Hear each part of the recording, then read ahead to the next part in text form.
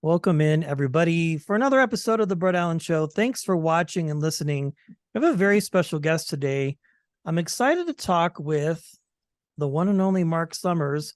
And I think most people would connect you. Well, you've done so many different things. I think Double Dare is big. We'll talk about that at the end here. But you have a fantastic podcast, Marc Summers Unwraps, hosted by Believe Limited. And then, of course, your shows that you've done, you're like a staple in television. And thanks for your time, and I appreciate it. Thanks for hanging out today.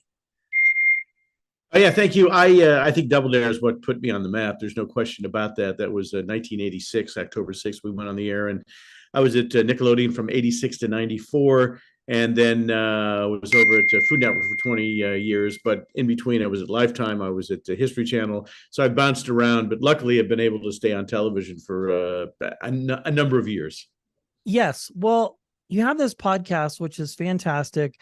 And I've listened to most of the episodes. But the one that I find, I think, the funnest, and it's probably just for very meta reasons, is your interview with Mike O'Malley, because you both were a staple of television for so long. I'm interested to know, because you've been able to work and do all of these things, was podcasting a natural progression for you next after being on television for so long?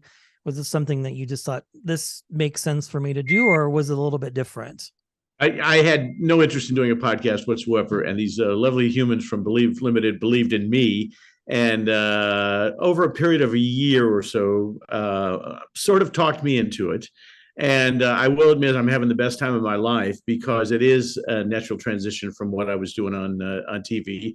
You know, I guess the good news and the bad news is it seems like everybody has a podcast these days, but I guess some are better than others and some stick out.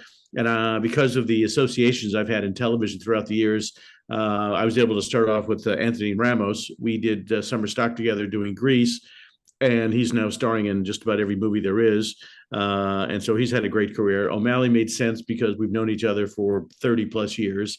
We had Guy Fieri on. The one that's, sort of stuck out recently is the one with JD Roth, because JD was doing Funhouse when I was doing Double Dare. And we didn't become really kind of close friends until the last couple of years, because he's my neighbor up here. And we started having lunch together and hanging out. And he's a brilliant guy. He's done amazing stuff on television. And so we have sort of this camaraderie amongst host and producer types, such as we both are. And I've kind of enjoyed, the whole process, but that one in particular.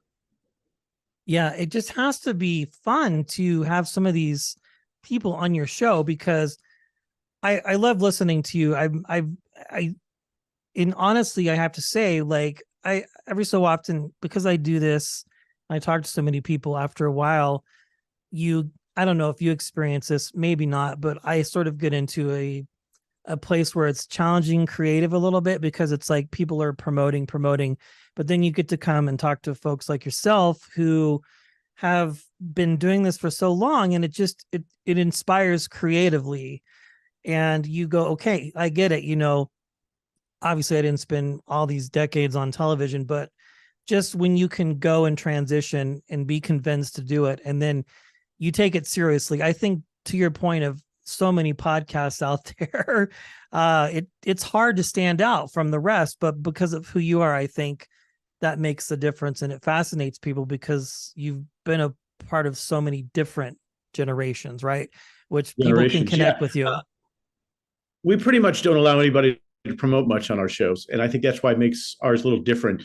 Podcasts have been built around promoting other people's podcasts, and you're being kind enough to do this for me today, and I appreciate it. But I try not to let people come on and talk about, where's my new movie and here's my new this. And I want to find out about the person and what makes them tick. You mentioned O'Malley. What was it about O'Malley, other than the fact that we were both sort of helping launch Nickelodeon back in the day? What was it about that interview that you found interesting and fascinating? Well, it's a bit of a long answer, so I apologize. And I remember I'm 49, and I remember in the late 80s when Double Dare and the other shows would go on these summer tours to the malls, Yes. and they would allow children to, I don't think audition for the show maybe, but they would allow them to experience stunts or whatever, whether it's like picking the boogers out of the nose or whatever the thing was. And I saw you both come through Kansas and Wichita, and then of course he's done TV and he's done all these other things, but he's to me seems like one of the most genuine people, and along with yourself has not allowed himself to become jaded by the business or the experience of the business, right? Because if you do this for so long, I think, I don't know, I have brief conversations with people, and sometimes there's a vibe of like, I'm kind of doing this because whether it's a promoting thing or not. And I've sort of just started to back away from that. But I don't know. It's like listening to you guys talk was like, just like time never stopped. And it was just, you weren't necessarily talking shop, but just talking about life. And although you both started this massive network, he just seemed very fascinating. I don't know if it's the way he talks, his cadence. He just seems like somebody you could sit down with and have a cup of coffee or a beer with and just Yeah. connect with instantly. And I mean, I always he's look at Mike as the most successful person to come out of Nickelodeon because he's been a writer, a producer. He's been in movies. He's been on TV series. He's an intense guy, and he's a remarkable hard worker, which is why he's gotten to where he's gotten. And I just admire the hell out of him. And he's down to earth. He has not been jaded by it all. We all know that show business is kind of all BS. And if you're lucky enough to make a living doing it, I always say I've never worked a day in my life. I've been fortunate enough to, I was never a waiter. I was never a guy who worked at Macy's. Not that there's anything wrong with any of that, but I kind of made it my goal to never work outside of the entertainment industry. And when I got out of college, I went to CBS, got a job as a page at CBS Television City, working on All in the Family and Maude and, Carol Burnett and Sonny and Cher. And just decided at that point, I'll do whatever it takes not to take a job outside the business. And I've been lucky enough. I'll be 72 in November, and I've never had a real job. So from that perspective, it's been fun. But I'm just curious about people, as I'm assuming you are, and it seems like you are through the first few minutes we've spoken here, that you do your homework and then you try to ask the questions that other people haven't asked before, which is a challenge as well, because most of the people you have on these shows, they've been asked everything you think. So how do you go around the left side or the right side and ask them something that will get their energy and enthusiasm up that may be different to the person who's heard them 17 times before? And it's a challenge. It is. And it's always fun for me when I ask a question and the guest goes, nobody's ever asked me that before, or I've never spoken about that before. It happens every so often. Those gems come about, especially when you're talking to somebody who's done this for so long and they just do these press events repetitively. And when I do get a chance, like yourself, that's why I wanted to talk to you, because I mean, you could sit here and talk about Double Dare for an hour and that would be okay. But it's like, I think people are fascinated by who you are. Like one of the things that sticks out for me was your time at ABC, and you're covering the Branch Davidians in Waco or the Gulf War. Like, I want to ask you about that period of time, about the Branch Davidians, because there's been all these Netflix shows recently that have either been documentaries or sort of, historical fiction type shows, but you were covering all of this type of stuff. What were those experiences like when you're a reporter for a network, and how does it work? Did they tell you, Mark, we want you to go here, you need to go there, or do you get to choose where you want to go and cover what events? Oh, no, you don't get to choose at all. The way that job happened was so strange. It was the home show on ABC. Gary Collins was the host. And there was a guy by the name of Howie Stevens who was doing segments on the program. And he was supposed to go do a segment where they were going to give somebody $10,000 live on the air. He had Wow. made plans to go to Europe because they gave him a schedule of some sort. And they called him and said, you need to be in West Virginia on, May 8th or whatever the hell the day was. And he said, I'm going to be out of the country. And they said, no, you need to change your vacation. He said, I'm not doing it. So they called me up and said, look, we need you to go to West Virginia to award $10,000 to this woman live on television. But this is your only job on our show. There's somebody else who already does this. He's not going to be in the country at the time. You're just filling in for him. So don't expect anything more. And I said, fine. Okay, great.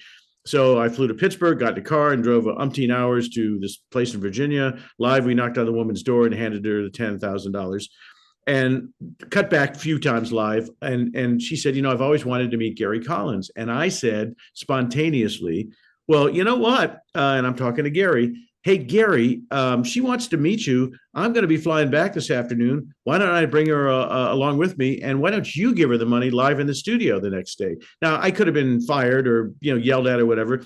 But Woody Frazier, the exec producer in my earpiece, said, way to go. Nice job. So we flew her back the next day. Wow. And did the award on TV.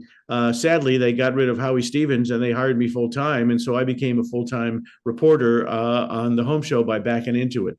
I was covering all sorts of things, but the first Gulf War was going on. And I was going to bases, talking to wives of servicemen and one thing after another. And the Branch Davidian thing popped up and they sent me there. And it was an intense kind of situation because FBI kept us at a distance. ABC News from New York was covering the arena. And when we got there, we had to use their cameras and their audio. And it was sort of dicey as to what was happening. But, it's very competitive in the news world. And everybody wants to be the first and they want to, turn something over that nobody's ever seen or done. And I was lucky enough to be in those kinds of situations with, quite honestly, virtually no experience, but a lot of curiosity. And when I ended up getting a job over at Lifetime, when the home show went off and I got a show called Our Home, I asked them why they hired me. And they said, we think that you ask the kind of questions that the person at home who's watching wants to hear. And I guess that's been my whole career. The person at home is watching, has something in their mind. And I guess me as a, conduit has been successful at asking those kind of questions. So that was one of my favorite jobs I've ever had in TV. I was there 3 or 4 years covering everything. And when Gary wasn't around, I used to fill in for him and host the show by myself. So a lot of it is luck and sticking your, rear end on the line and taking chances. And I've always done that because I figured, why not? What's the worst thing that can happen? They'll fire me. And if they fire me, I'll just get another job. And that's the attitude I've had. Yeah, I think there has to be no plan B. Like you set out, and I've heard that so many times, but it's like, if you give yourself a plan B, especially in your business, then you will probably you might take it. And I hear so many stories. I mean, obviously your situation is unique, but I think, I don't know, I believe that you can think about things, see them, manifest them, and work. Obviously connections are important, but just knowing how to make the right choices. And really, if you are a page or whatever, you're in the business, right? And then you just meet people and connect. And then that's how podcasting works.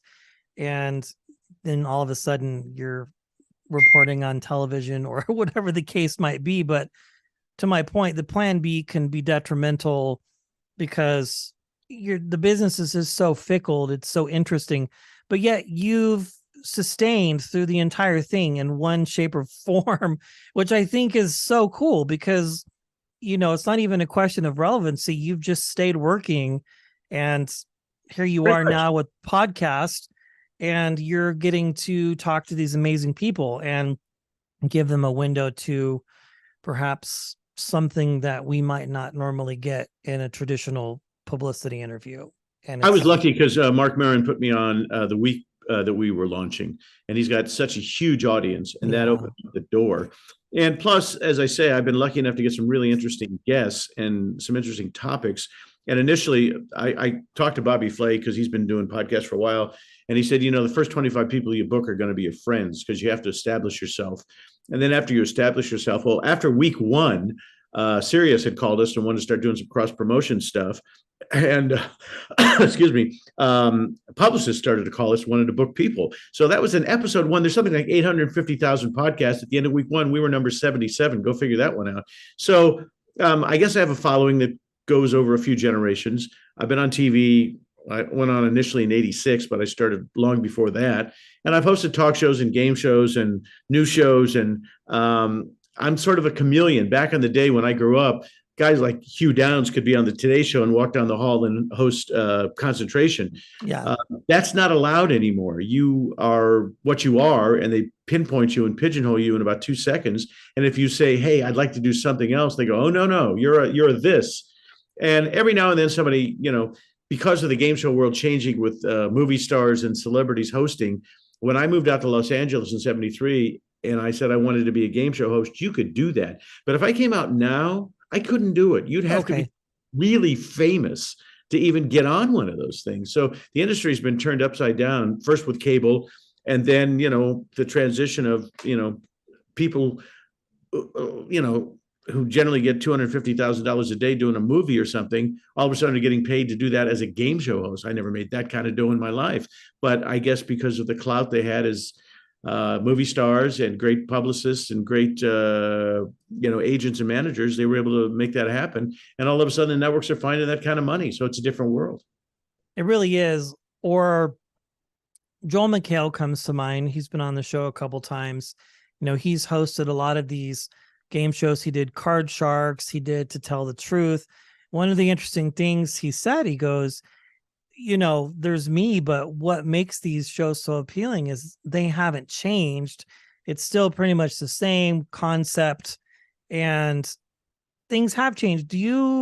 When you talk, I don't know, when you run into people in the business who are maybe getting started or look for advice, or if you do, I don't know if you do the cons or anything like where people can meet you, do you often get solicited for advice? Like, what would you do if you had to do it now, which we just heard your answer, but what do you tell people that say, "Hey, I want to be not famous, but I kind of want to do what you do"? Cause anybody can start a podcast, but to be on television and make it in Hollywood is a whole different animal. There are so many talented people that I've been able to mentor over the years. And the sad part now, when they say, "I want to do what you do," I always say, it's not going to be easy. You have to be a major name. And they're just generally not taking people who have not done it before. I start off first as a magician at the Magic Castle in Los Angeles. Then I was at the Comedy Store. I became a regular there in 1976. So that was the sort of the path one took. You got in front of somebody at the Comedy Store, the Improv, or comedy clubs across the country. Norman Lear used to walk into the Comedy Store all the time, and that's how Jimmy Walker and a lot of other people were discovered. None of that exists anymore. It's all about names. And sometimes when you go into meetings in LA, the first thing they'll say is, "How come you don't have more followers on social media?" Oh yeah, I was going to ask. Yeah, that's crazy. It's insane to me. And I go, "Well, simply because I don't really care about social media." "Oh, no, you must care about that." And a lot of times people get jobs in this business because they have 20 million followers. Yeah. Okay. And here's the thing that's nuts. One has nothing to do with the other. The people who are watching the web don't watch television. No. So I can tell you a perfect example, and that is, they hired Liza Koshy to host Double Dare when we brought it back because she had 30 million viewers, followers, and she was an influencer. It never translated for two reasons. One, once again, people who go to those, casts on web don't watch television. And second of all, she didn't promote it. She refused for whatever reason, whether she was embarrassed or whatever, but I defy anybody to find her talking about Double Dare on any of her websites. And so if you hire somebody and then they don't use their websites of 30 million people to tell them to go watch the stuff, what's the point? And it's just all strange to me how the web has become the focus point to networks, producers, executives, when it should be all about the talent as opposed to how many people, watch you make funny faces on Vine, Or yeah, I know. it's like if you're getting your news from TikTok or Instagram, you're probably not. I have a 9-year-old son, and I always tease him about his access to technology and streaming. You know, obviously we have a strike going on right now, which streaming has just ruined so many different things. I'm sure people are going to have something to say about what I just said. That'll be the clip that people take from this. But it's like, it's just different. It's so crazy.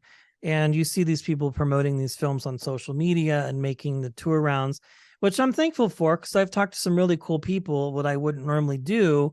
But then you have yourself and your interview with Mike and all these other people that you've talked to. And it's just like it's different. You know what I'm saying? It's not the same.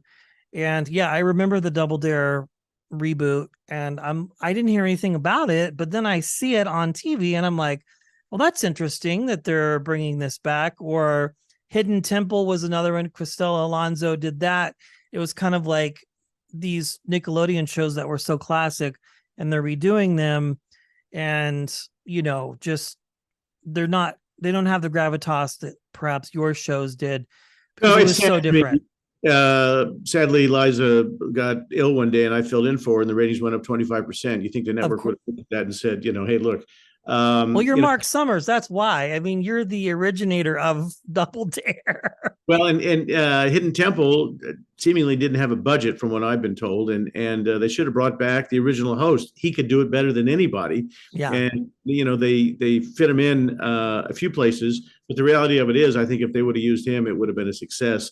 So there are people in high places who think they know better, and I'm a dinosaur in the industry. But things used to work in a certain way, a certain form, and nobody wants to do it that way anymore. And it's when they got rid of Tom Bergeron on Dancing with the Stars was the dumbest thing in the world. Oh, poor choice. I Why feel. would you do that? The man is so good at what he does. He was the consummate host. Everybody loved him. What did they think they were going to get by making that change? Well, they got nothing except complaints. And good for Tom for just saying, hey, he's always been a positive guy and applauds everybody who's gone after him and all that kind of stuff. And he's just a great human being. We used to be neighbors back when I lived down in Calabasas. He's a good guy. ABC made a mistake. They should have never done it. But It's crazy. you have no control over this stuff, and it's No. what it is. It brings up an idea, this whole controversy over the last couple of years with Dave Chappelle, and not really a controversy on his side, but where these streamers like HBO, I think, Max and Netflix started airing episodes of Chappelle's show. Yep. And he wasn't getting paid for any of it. He goes on to social media, makes a 10-minute video at the Comedy Store, and they networks pull the shows because people stop watching it, and then he gets what he's owed for the money. But the point is that he tells this story of going in to these network executives who are in their 20s and 30s, and these guys that were there when he was there are not there anymore, and helping them understand that, just because you sit in an office and make these decisions, like the power of the people is where it rests. Like you just said, you go on to Double Dare, do an episode, you do the come on over here, let's look at this. And it's like people go, oh yeah, I remember that. The can whip pans over to you and you're explaining this stunt to the families, and then they have to get covered in slime and everything like that. And people want that. That's why the ratings went up. I remember that going, and I'm just now introducing my child to old episodes that you hosted of Double Dare. And now I hear that. People tell me that a lot. That's interesting. He's jumping off couches and I don't know. Have you seen the show, The Floor is Lava? Are you familiar? Okay. I feel like that is a complete copycat of what you did. But you did it better. I mean, I guess imitation is the highest form of flattery, apparently. But when I first saw this show come on, I'm like, this is Double Dare. I mean, it's the same idea of these families performing stunts, but you're just maybe tweaking a thing or two here, and you're giving away cash prizes. So fascinating. So I'm assuming that if you were getting your start now, obviously things would be different and things have changed. But would you make the trek to try and do this again? I mean, it's kind of a weird question to ask. It's And not a weird question at all. I always say if I knew then what I knew now, I wouldn't have ever come out here. yeah, It's brutal, and the word that you hear most of the time is no. And the thing that people ask me is, what motivated you to keep going forward? Um, I just never accepted the word no. I had an executive at NBC who was a Jewish guy, and by the way, I'm a Jewish guy, and he told me my real name is Marc Berkowitz. He said, until you change your name and get a nose fix, I'll never hire you. And so I thought to myself, I was friends with Ed McMahon and Gary Collins at the time, and I went to him. I said, the guy said I should get my nose fixed. And they said, well, look at our noses. Gary said, I've broken mine 5 times, and Ed said, mine's all over the place. He said, if you want to do it, do it. But, nobody's going to hire you because of that. And they both said, and by the way, this executive probably won't even be there in 6 months. And he wasn't. He got fired. And so you play the odds.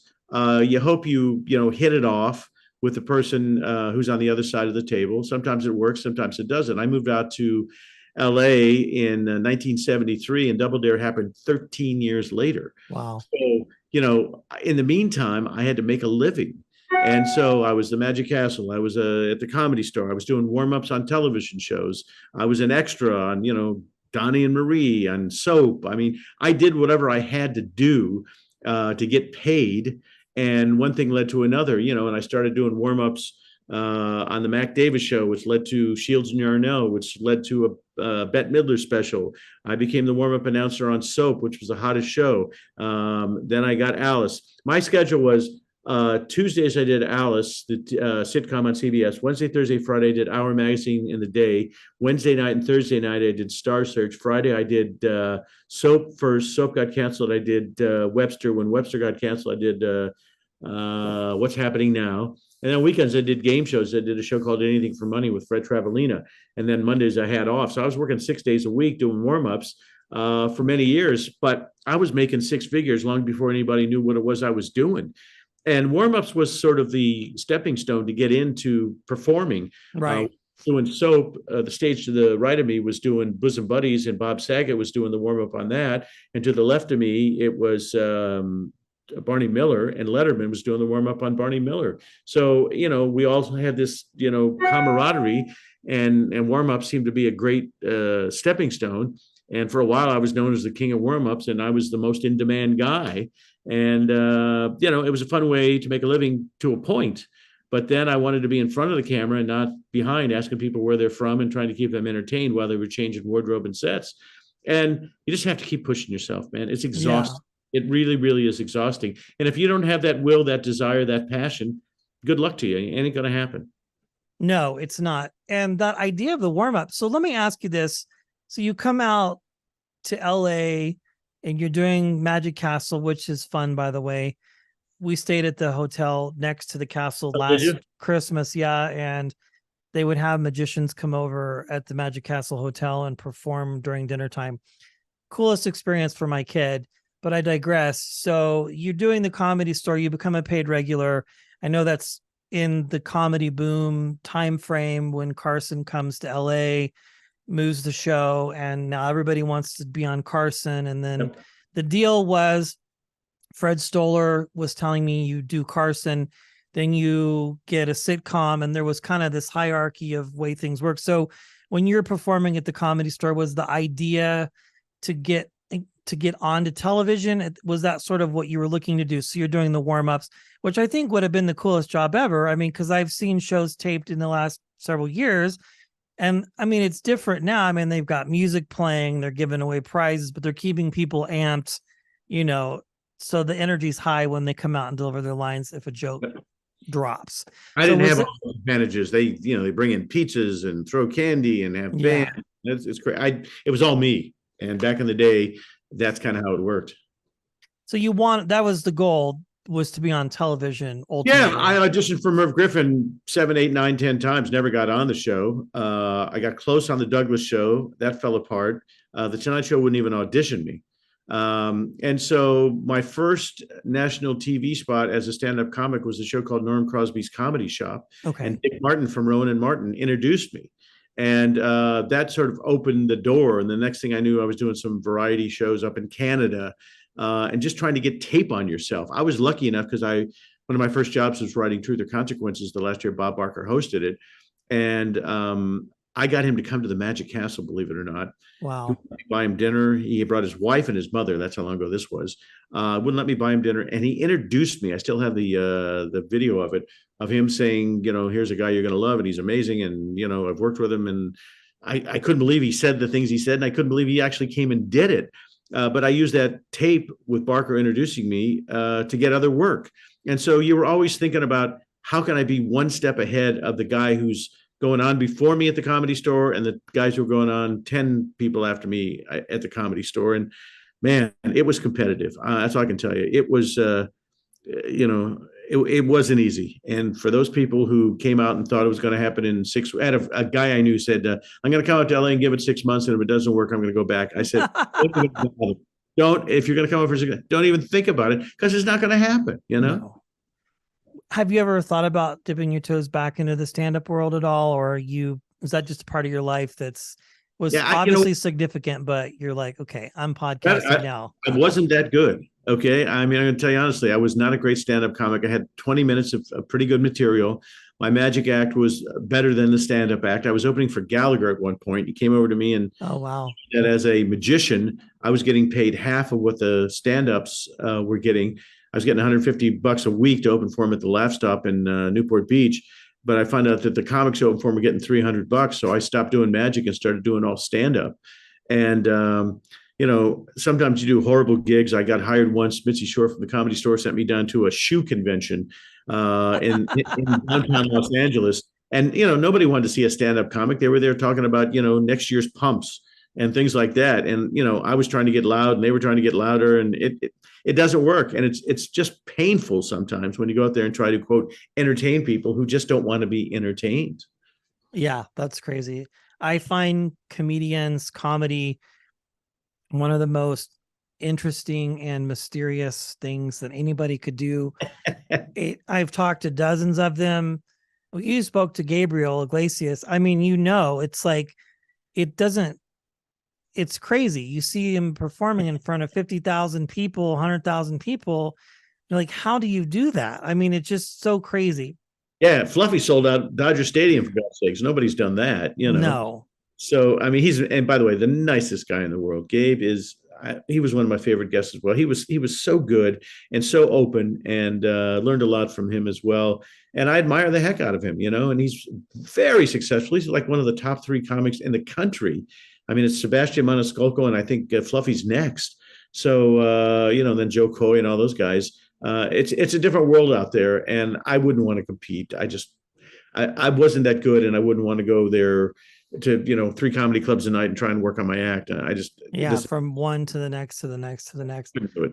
Well, one last question or two here. You've done so many things, but was there ever anything in the trajectory of your career that you were offered but passed on, that you thought, this is weird, I don't think this is going to work, and then it turns out to be, one of the hottest things since sliced bread? I don't have any of those stories. I never got offered a job that turned into something bigger. I know Tom Hanks has turned down things, and everybody's got one of those stories.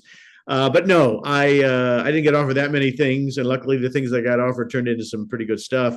But I can't think of one thing that I was ever offered that turned into Gone with the Wind or something like that. So, but Double Dare was definitely the one thing that people probably connect to you the most, I would assume. Yeah. Or maybe depending, I guess it depends on the age demographic. Maybe it's the food shows or those things, but somebody came up and asked me for an autograph, and I said, do you want me to talk about Unwrapped or Double Dare? And the guy said to me, what's Double Dare?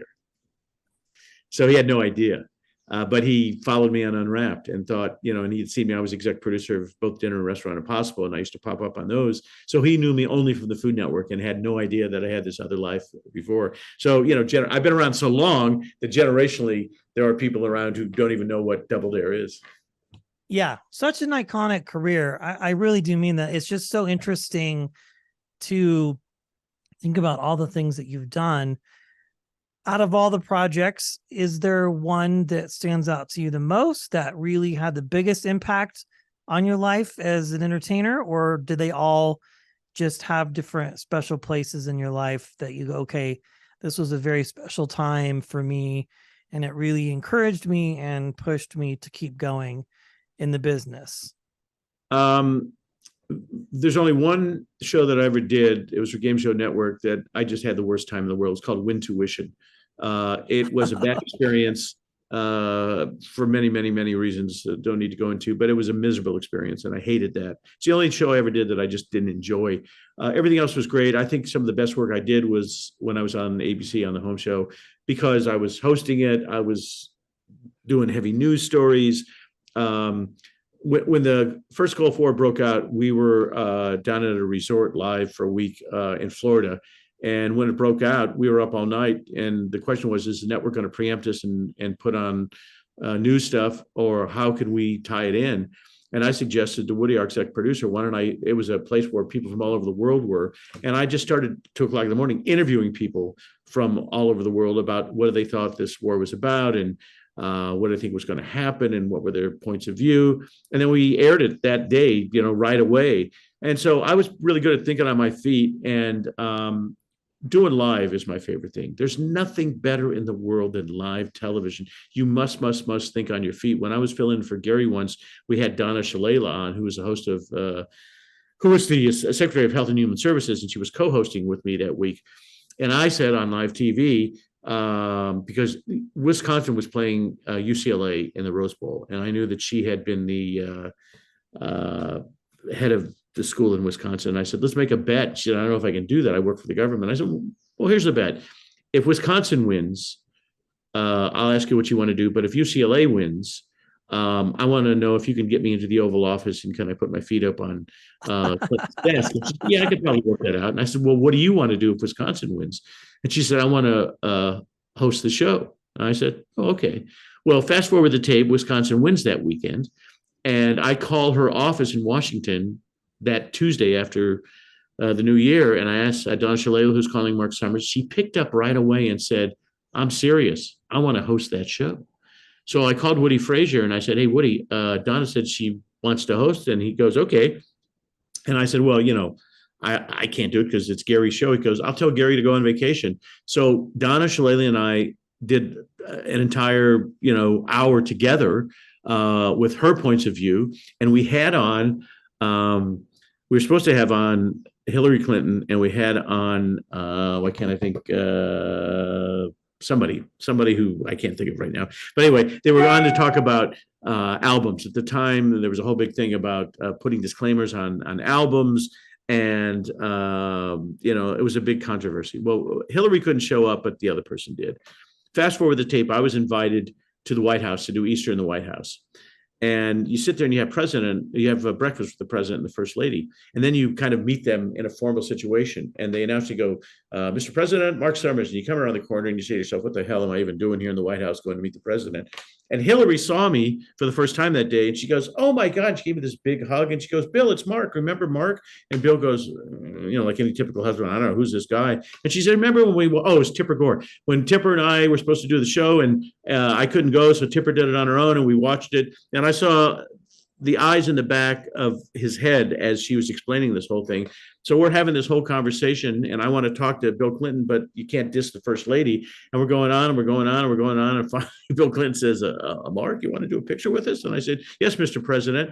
And he puts his arm around me and gives the Vulcan neck grip there and pinches my neck. And the next thing I know, the Secret Service is escorting me out of the White House. And I said, excuse me, what's going on? And can I go back in? They said, absolutely not. So Bill Clinton thought maybe Hillary and I were having an affair or something. Oh my gosh. The White House.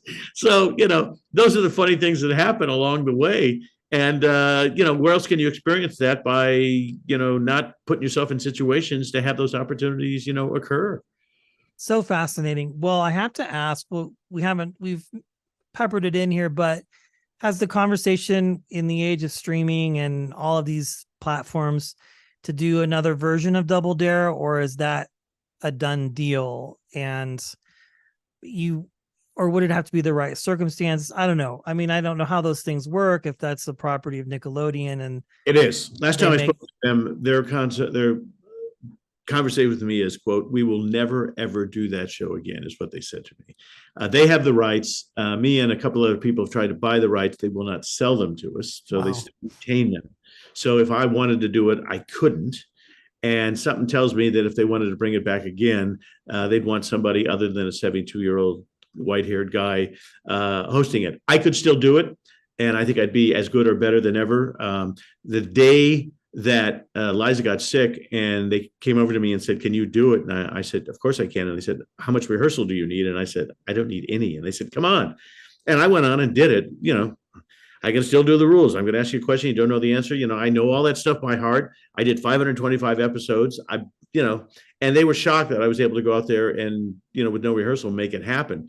But once again, we go back to our early conversation. Some 28-year-old executive, won't know who I am, think I'm his grandfather. And recently I was up for a show at Game Show Network, and they ended up calling me and telling me they weren't going to hire me because they didn't think I could do 5 shows in a day. And I just started. You're like, you don't know who you're talking to. Yeah, that's what I said. I said I should do 6 and 7 a day back in the day, and I can still do them. But they make these decisions up, and whatever they want to do is fine with me. I'm fine. I'm happy. I'm healthy. It's all good. I have no complaints. I have nothing to complain about. It's been a fun career, and I get to talk with guys like you. What's your ultimate goal? What do you do during the day when you're not doing this podcast? Well, I'm a single dad. I work full time. I have an 8 to 5, and obviously the end goal for me is to do this. Like, I would love to do this as a career. I mean, that would be so much fun. And I started podcasting about 5 years ago, just doing audio only. It started as a journey podcast. And then right around when the pandemic started, it switched to this type of show where I talked to fantastic people like yourself, because everybody was at home. Yeah. And nobody had anything to do. So I was reaching out to all of these people, and it was always 90% of the time a yes. It was like, yes, yes, yes. But I was just doing audio and not capturing video, which I regret doing. But then I was like, so yeah, this would be great to do as a career. I've done some things locally here in Colorado with the news. I do a lot of press for film and television, as I mentioned earlier, a lot of junkets. I cover a lot of film and TV. I do make a little bit of money, but I'm at this point where this would be great. I mean, this would be fun to do. So this is how you do it. I mean, you just create the content and put it out there and see what happens. You know what I mean? What's your 5 job? What's that? What do you do Monday through Friday? I am a manager for Walmart. That's what I do. So fantastic. I love it. It's great. It pays really well. And I'm able to take care of my kid and provide a great life. And on my days off, this is what I do. So, I mean, I love it. It's a lot of fun. And it's just a blast for me. And who's the one person you haven't talked to that you'd like to? Oh, geez. There's so many. I don't even know where to start. I think Gabriel Iglesias is one. It's always, we'll ask, but he's very busy. Joe Coy. Mike O'Malley has been somebody that I've wanted to talk to forever, but it's usually he's not promoting anything right now. So he doesn't do a lot of press. I mean, the list goes on and on. I mean, it's hard to get to a lot of these people. It was like hell for me to book Gabe. That's encouraging for me to hear, because I went to his agent, I went to his manager, finally got to a publicist, and they said same thing like you always hear. He's not promoting anything. And I said to him, look, just tell him it's Marc Summers. He did the Revival Double Dare with me. There's a picture on his website with him getting hit in the face with a pie, which I did spontaneously. And he wrote underneath it something like best day of my life. I said, do me a favor. Just ask him, show him the picture and ask him. They called me back in 10 minutes and said, when do you want to do it? Okay. So it's just like, you have to be relentless by pushing these people. And, I got 3 no's in a row, and, I wasn't giving up. Once again, goes back to that, not accepting the word no, but, it ain't easy for me either, man. Just because I'm supposedly a well-known person and have been talking to some other famous people, the answer is not always yes. And it's hard. And it's frustrating. And here's the other thing. If the client was even asked the question, they'd probably say yes. But these publicists and agents protect these people beyond belief. Yeah. Won't even ask them the question. They make these decisions. I was walking down the street in Beverly Hills one day, and somebody came up to me and said, "Hey, I'm sorry you can't MC our event next week." And I said, "I have no idea what you're talking about." And they said, "Well, we're doing this big fundraiser, and we called your publicist, and he said you weren't available." I said, "I'm 100% available." And I called the publicist at the time, and I said, "You don't make those decisions. Your job is to ask me, and I decide." And he said, "Well, this is beneath you." And I said, "No, it's not." And I fired him because I I don't. love that story. Yeah, I didn't hire him to say no. I hired him to bring me work that he was supposed to either rustle up on his own, or if somebody called, he's supposed to ask me and I'm supposed to decide.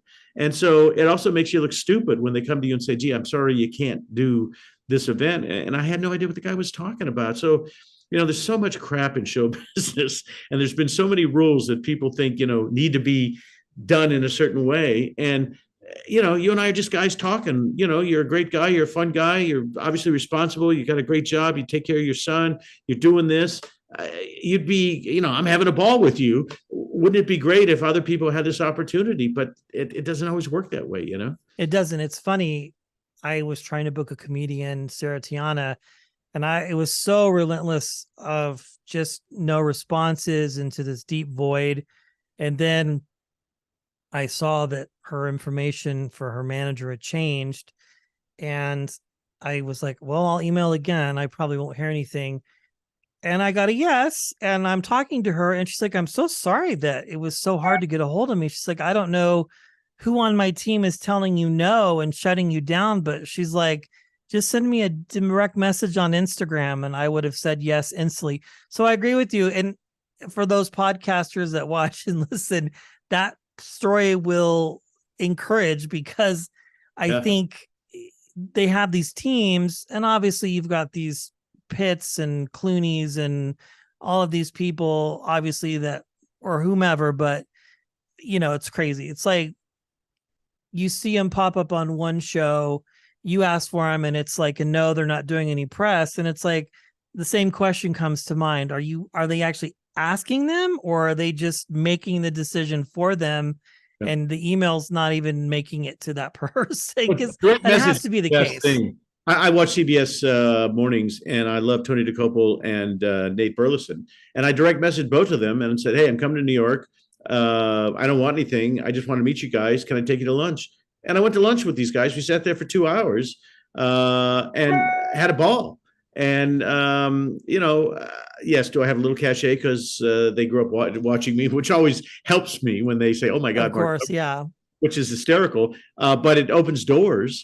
And the first time, Randy Rainbow, before he became as successful as he's become, I was one of the first guys to call him and say, "Hey, what do you want to do?" And I took him to lunch, and we had a conversation. That's the only way you get to people now, is through social media, and that direct message little button that you push often does the trick. So, not all the time.